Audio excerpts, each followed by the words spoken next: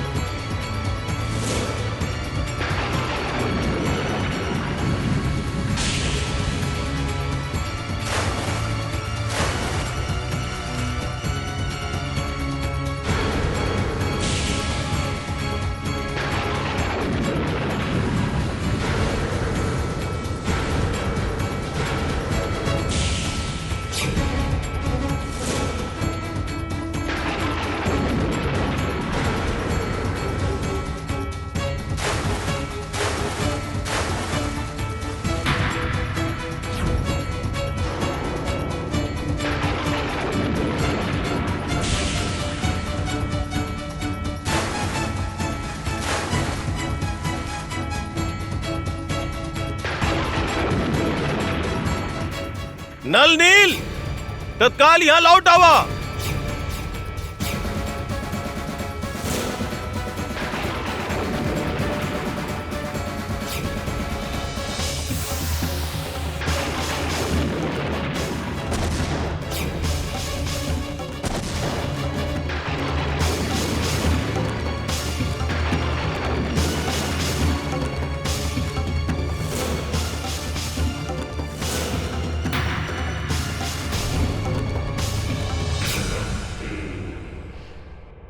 राम के सब इच्छा, सब आकांक्षा समुद्र में डूब गई। समुद्र पर सेतु बांध के लंका पर आक्रमण करे के सपना देखत रहे। हम आपन पूरा बल और सामर्थ्य दांव पे लगा देले बानी। चाहे वो कितना भी प्रयास कर लेबे महारानी, हम समुद्र पर ओकरा के सेतु ना बांधे देव। परंतु यदि रउआ अभी भी सीता के कबो ना महारानी, कबो ना।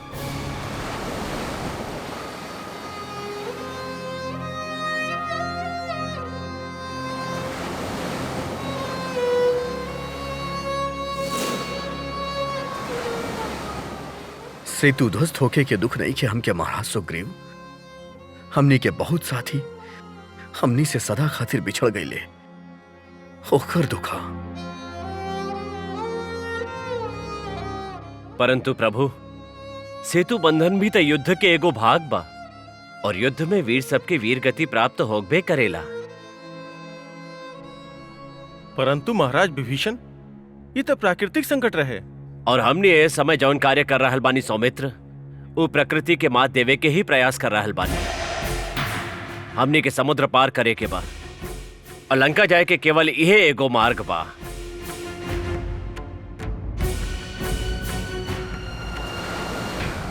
और हमने ये मार्ग से लंका जाए, हमने हर संकट के सामना करब और असंभव के संभव कर दिखाई। हमने असंभव के संभव कर दिखाई। हमने फिर से सेतु बनाई। और लंका जाए भी जाए। महाराज सुग्रीव, ई कोना जन्म के पुण्य बा जे आप सब हमरा साथ दे रहल बानी।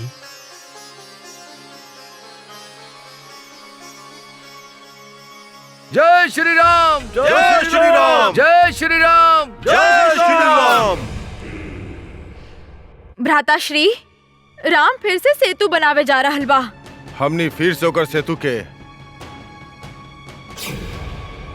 ध्वस्त करते। वो सेतु बनावत बनावत थक जाइए पिताश्री, लेकिन हमनी सेतु ध्वस्त करत ना थकब। हमनी कबो न थकब पुत्र, हमनी कबो न थकब। कहे कि ऐसन खेल खेले में हमनी के आनंद के अनुभूति होखेला। जब शत्रु के चेहरा पर निराशा छाएला तो निराशा में हमनी के अपन जीत के प्रतिबिंब दिखाई देवेला।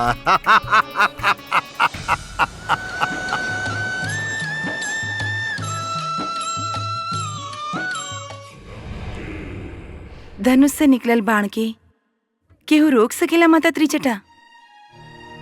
उ सीधा अपन लक्ष्य के ओर ही जाला। प्रभु श्री राम के लक्ष्य अब लंका बा और उ लंका अइये ही अइये। चाहे पूरा वानर सेना समुद्र में डूब के मर ही जाए। तू तहार शुभ चिंतक। बहुत खुश दिखाई दे रहल बाड़ू तू। जब हमार शत्रु दुखी होखेला तब हम खुश होखेला, और जब तार शत्रु खुश होखेला तब हम कभी अपन शत्रु के खुश होके ही न देला। तू कभी खुश न रहबू सीता। जीवन भर अशोक वाटिका के वृक्ष के नीचे बैठल रहबू। इहे तहार प्रारब्ध बा सीता।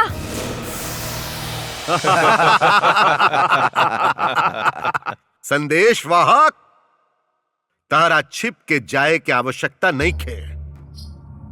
तू आकाश के ओ भाग से जा जौन भाग बानर सेना के ऊपर होके, ताकि ऊ तारा के देख सकस। काका श्री के दृष्टि में आवे के चाहिए तोहरा, ताकि वो तोहरा के भली भांति पहचान जास। समझ रहल बड़ा ना काका रहल बानी? जी।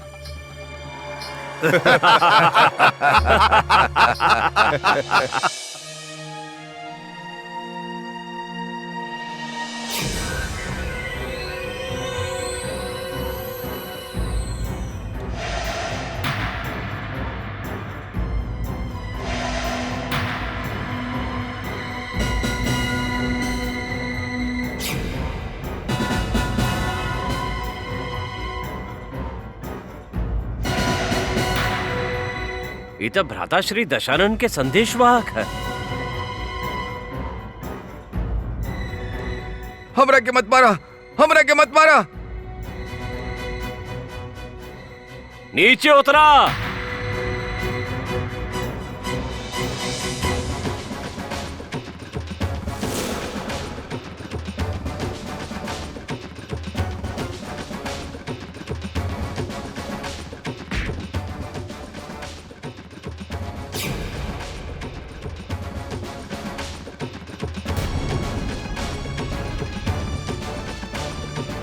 रवा लोग हमरा के काहे मार रहल बानी? शत्रु के आरती ना उतारल जाए दुष्ट। महाराज सुग्रीव, उ निशस्त्र बा और निशस्त्र पे हाथ उठावल उचित ना हो खेला। परंतु भैया ये रावण के साथी है और एकरा पे दया दिखावे के कोनो आवश्यकता नहीं है। ये अवश्य हमनी के सेतु के निरीक्षण करे आइल होखी। ना ना, हम तो लंकेश के संदेश लेके जात रही। कहवा? महर्षि विशर्वा जी के पास। पिताश्री के पास? हाँ। पिताश्री के लंकेश के पत्र देवे जात रहला? जी जी जी जी जी जी जी ना। हाँ।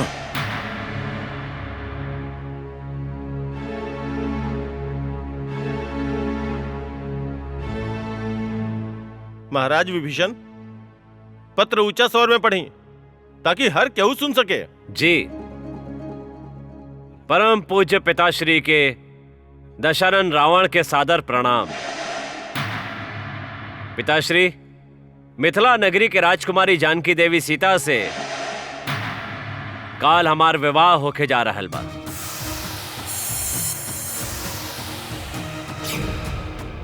हमार भाभी की तरफ बुरा दृष्टि से देखे वाला क्या हम आंख फोड़ दे भैया। संयम रखा लक्ष्मण। अब संयम और मर्यादा नहीं की रख सकत भैया। विभीषण जी के पहले पूरा पत्र पढ़ेदा।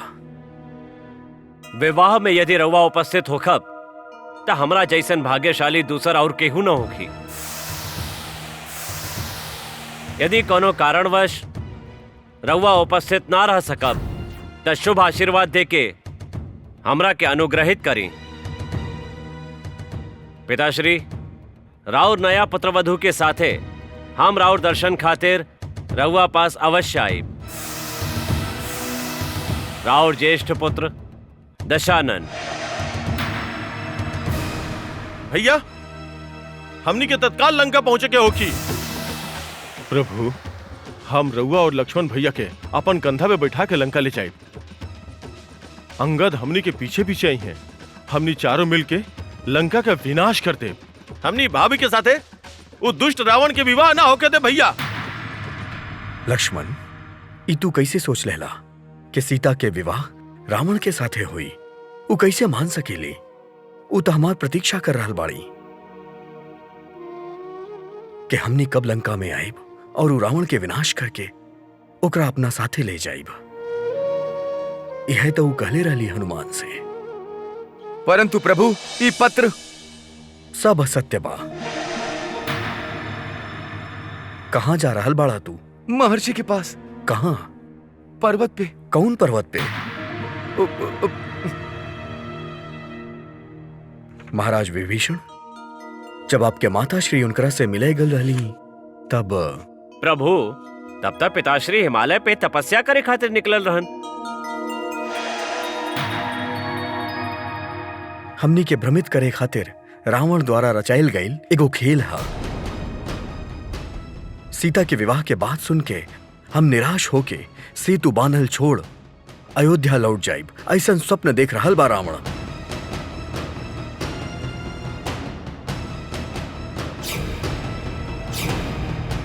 लक्ष्मण, जायदा ओकरा के। रावण जब अपन संदेश वाहक के देखी तब ओकर भ्रम टूट जाई। वो जान जाई कि राम सीता के साथ ही अयोध्या जाई,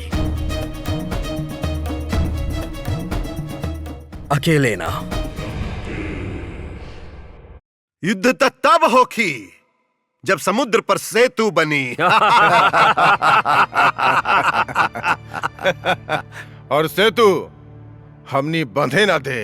राम के आपन बानर सेना पर बहुत विश्वास बा। ओकरा के तूड़े के होखी इंद्रजीत। तूड़ब, हमने उनकर विश्वास के अवश्य तूड़ब पिताश्री। जब सेतु टूट जाए पिताश्री, त राम के विश्वास अपने आप टूट जाई। तो सेतु बन ही के ना चाहिए। सेतु के साथ साथ राम के आशा आकांक्षा, ओकर विश्वास, सब कुछ समुद्र में विसर्जित हो जाए के चाहिए।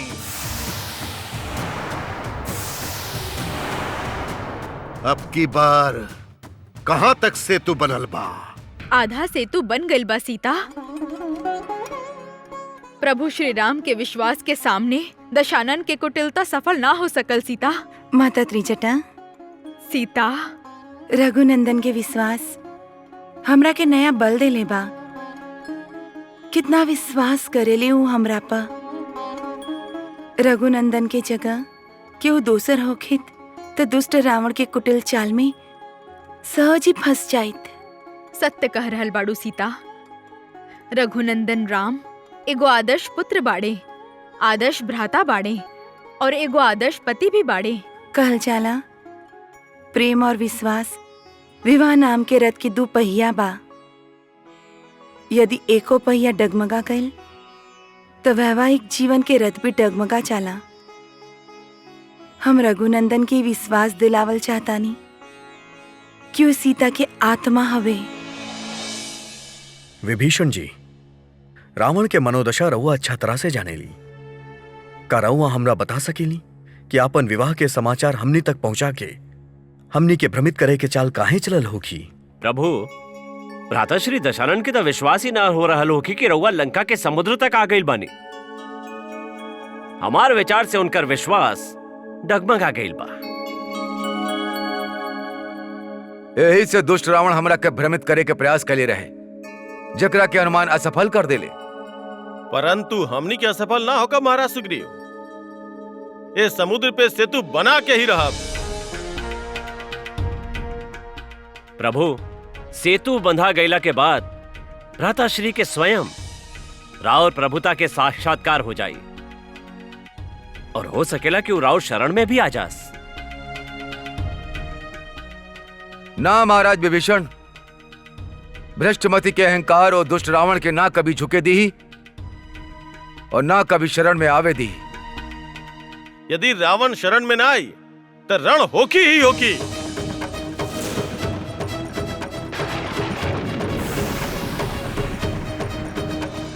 परंतु अब ओकर कोनो भी स्वप्न सत्य ना होगी। समुद्र पे सेतु बांध के हमनी लंका अवश्य जाए और इलोक के अंतिम सत्य के साक्षात्कार वो रावण के कराई और वो सत्य हा मृत्यु।